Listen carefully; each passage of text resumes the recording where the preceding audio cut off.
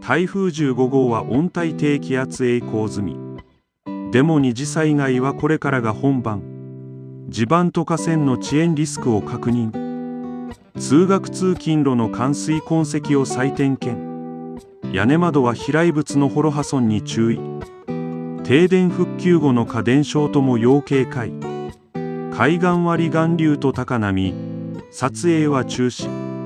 自治体の通行止めは朝晩で変わる。保険申請は写真時刻1で残す。学校会社の連絡網を一度テスト。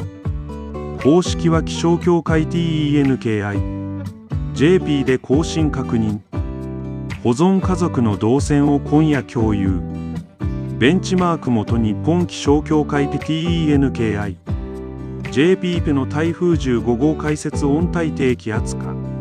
TENKI、JP